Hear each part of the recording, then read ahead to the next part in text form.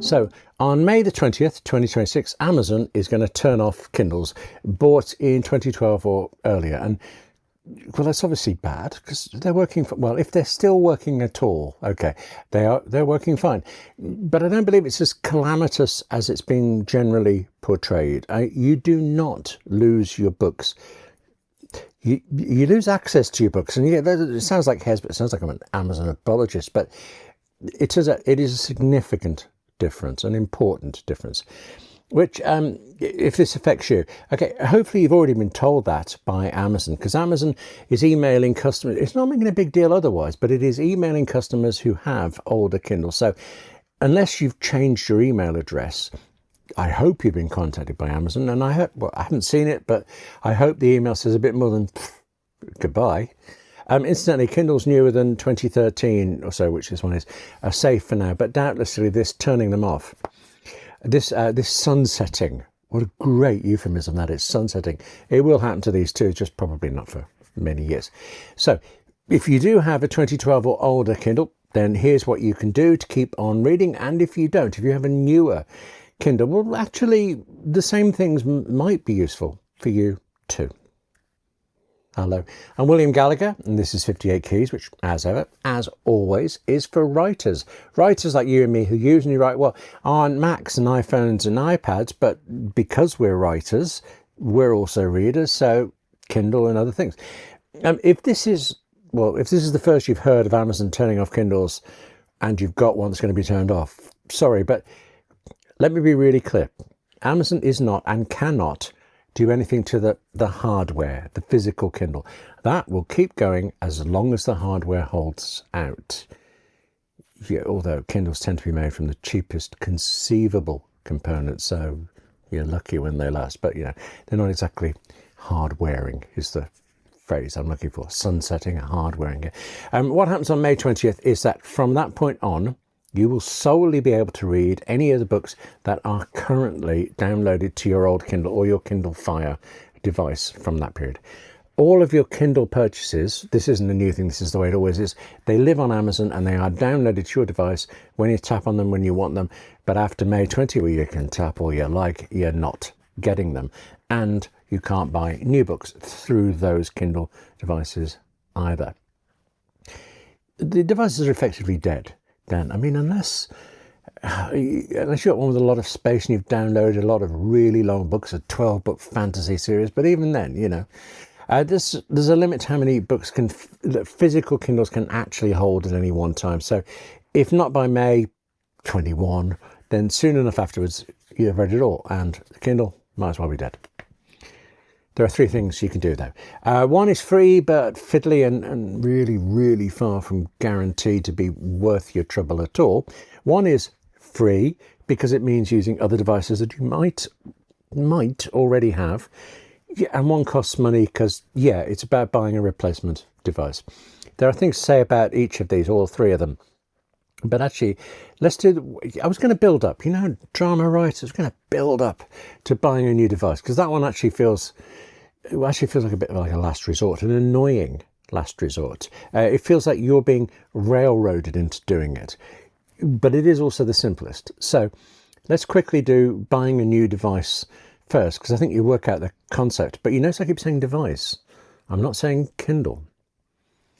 This actually is why I am saying device rather than Kindle. It is a Kobo Libra Color, which I bought in May 2025. I still have that Kindle Paperwhite, and I'm not criticizing it. I just prefer the Kobo because of its screen, because it's a color one, or pale colors, but it's there, and those are nicer than the kind of, when you see the cover, it's like a dotty black and white newspaper thing. On the Kindle here, it's gentle color. And then there are these buttons for turning the page. And, I thought I was fine with tapping the side of this Kindle screen to move on. And actually, you can do that here as well. I do like the buttons. This particular Kobo Libra Color is currently £210 or $230. That feels like an awful lot if you're only moving to a new device because Amazon's smashed your old one. But there are also cheaper Kobos. I think they start from, I know this, I looked at, they start from around $130 or $140, £130 or $140. And unlike Kindles, That is not the price that means you've got to put up with adverts on the front screen every time you pick up the bleeding thing. It is the price for the e-reader. Kobo doesn't do adverts.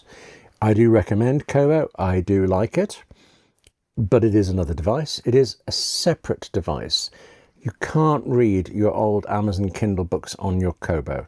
Now, I'm in the position where my Kindle Paperwhite is new enough. I honestly can't remember how old it is, but it's new enough that it isn't being turned off. So I can just read on the Kobo, go back to Kindle, read an old book on there if I want, and I can buy new books on the Kobo now and transition over to it, kind of thing. Still, the fact that you can't read your old Kindle library does mean that, well, okay, until we talk about other things you might already own, there is still a reason to buy a Kindle and give Amazon some more money. I really just don't like being forced into this. But I do like newer Kindle devices. So right now you can buy a Kindle being the base cheapest model just called Kindle, for £105 or $130. If you go to Amazon, you will see them listed cheaper by about £10 or $10, but that is because of this adverts thing. Amazon really, really wants you to put up with adverts on the lock screen for the rest of your life. Pay them the extra $10 or 10 quid. Don't put yourself through ads on your own device forever. Calm.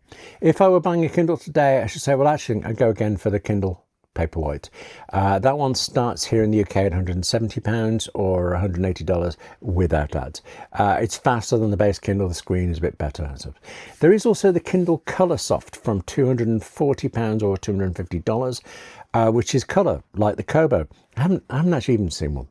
I believe, though, that the colours are as pale as they are on the Kobo. And also, I know there were problems with colour Kindles at first. That's a long time ago now, I presume they're all fixed. And then I should also say, just for absolute completeness, go for it, why not? There's also the Kindle Scribe, a larger one for writing on as well as reading. But actually a reason not to go for that is, in comparison to an iPad, Kindle Scribes are so slow as to be maddening. But funny I should say iPad. Apple's iPads and iPhones cost a lot more than Kindles or Kobos, but if you already have either of them, you can tell them they're now kind of free. You've got them, you've paid them, and you can read Kindle books on either of them or both. You can read your entire Amazon Kindle library on the iPad or the iPhone or the Mac. Actually, you can read on all of them. You can have all three screens around, read ever the books you got, and you can do all of that for free. You just need the free Kindle app, and it's right there on the App Store on the iPad and the iPhone. It's right there in the Mac App Store on the Mac. Just go get it, really. I mean, why not? Links in the description. You log in with your Amazon account, and then there are all of your books. This is not, I don't think this is a compromise workaround either. I think reading Kindle books on the iPad and the iPhone and the Mac, it is actually better than reading it on an actual Kindle device, especially the older ones, because the screen is just like infinitely better. The text is so much more crisp and sharp. I've kind of gone through waves of this a little bit since I grant you the Kindle, where is it? It's so light, I dropped it. The Kindle Paperwhite and now the Kobo thing, they are, both of them really light compared to my iPad or even my iPhone.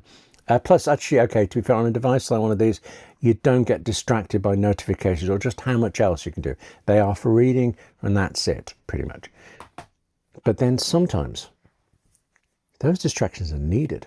Sometimes the ability to leave a book to go do some work is actually you being able to go the other way. It's being able to take a break from work and get in some reading. So, Kindle or Kobo, iPhone or iPad, it's not like it's swings and roundabouts. It's more like swings and swings, really, if you already have an iPhone, iPad or Mac. If you don't, and you can budget for them, then I urge you to get one, because they are astounding for so many things, especially after you've tried the Kindle Scribe. Let that one go in. There is the thing, though, that because Apple and Amazon don't play nice with each other, you cannot buy new Kindle books directly inside the Kindle app on iPhone, iPad or Mac. You've got to go through a browser to Amazon, UK, Amazon.com, whatever. It's a mild pain, but you kind of get used to it. So, like I say, I ran through that there because I do it so often. You go to Amazon's website, you click on the books, you say yes, whatever, send it, and it appears on your device, just as it ever did on your Kindle. Because again, as ever, all of your Kindle books are stored on Amazon servers and downloaded out to your device on demand. So, mild pain aside, the iPhone and the rest, they are better Kindle devices than actual Kindle devices. Okay, there's one more thing to talk about, but that's what I think what you just heard, that's it for the practical options if your old Kindle is about to be turned off. You can buy a new device, but then fortunately on the other hand, you might not have to because your existing iPhone or iPad will cost you no more than it already has, and it will immediately let you read anything from your existing Amazon Kindle purchases ever. You could now stick around for a few minutes for me to explain the last option, and also I suppose to give me time to ask if you'd please like, subscribe or patronise me. That would be nice. But really, actually, I think we're done with the serious option. So if you need to go read something, go write something.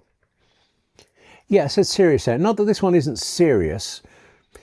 Short version. It is conceivable that you can take an Amazon Kindle book, convert it in a free app called Calibre, and then read it anywhere. Yeah, but jump to the end, William. Reading it anywhere? That means on a new Kindle device, in which case there's no point, is there? Because that new Kindle device will have access to your old books anyway. Or maybe it means reading it on an iPhone, an iPad or a Mac, in which case there's no point, is there? Because the free Kindle app on each of those will let you, yeah. The only potential benefit I can see is being able to read your Amazon Kindle books on a device like a Kobo, a rival device like a Kobo. And actually that would be a real benefit, no question. If it worked, and it can work, just not very often, certainly not very easily. It's always fiddly. The job is to download the Kindle book, load it into this free Calibre app on the Mac or a PC, use that app to convert it to some other format, and then send it on its little way to whatever the other devices you want. Downloading is the first and the biggest barrier. Amazon is changing this. Last year, or was it just the end of the year before, they stopped all downloading of any books, but then this year they reintroduced the ability to download a book's file to your Mac or I suppose your PC, but only if the publisher explicitly allows it. On a web browser, right, go to Amazon, click on Accounts and Lists, and then choose Manage Your Content and Devices. Once when I did this, right, I just went straight through. There was the list of books. But every time I've tried it since, every time I've tried it today to make sure I was getting the right thing to show you, I've had to go through one more step. It's just clicking on the word book, so, you know, hardship, but still. However it is that you get to this point, you are shown every Kindle book you've ever bought, plus all the ones shared from anybody in your family, plus all of those samples you've tried and not bothered to delete. Find a book you're interested in, and then click on More Actions. If the book can be downloaded at all, there will be a download button in the list that appears. If there is not, nothing you can do about it. Actually, if there is a download button, well, you might not be all that much better off. Amazon downloads the book with an impossible to decipher title, a file name, and stores it in a particular folder that is actually hidden. If you look in the description, I'll show you where that folder is. It's there, it's fine. But once you've got it open, you can then drag any file that you can see in that folder, drag it to this Calibre app. I'll put a link for that as well. And sometimes it will work. Sometimes Calibre says, nope. When it says, no, I can't handle that type of file, deep down in the long error message, it will actually point you to resources that might help you out there. But even then, not guaranteed. Okay, so should you be able to download the book? And should Calibre be able to convert it? And should you be able to fathom out Calibre as it practically fights usability there? Well, then you can use something like Dropbox to get the book onto your Kobo or email it to your other devices. Of course, none of this would be needed if Amazon weren't turning off Kindles from 2012 and before. But at least you're not being locked out of the books you've spent all this money on. Okay, you might well not have the budget to spend even more money on a new device just yet, but hopefully if you can't now, you will soon.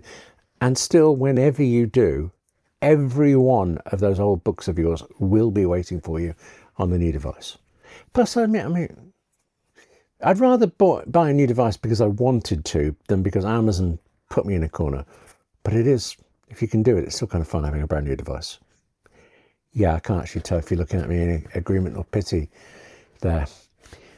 Anyway, that's it for this edition of 58 Keys. Thank you very much for watching. Now, take care of yourself. Hey, write more. That's such an important part of it for us. And I'll see you soon.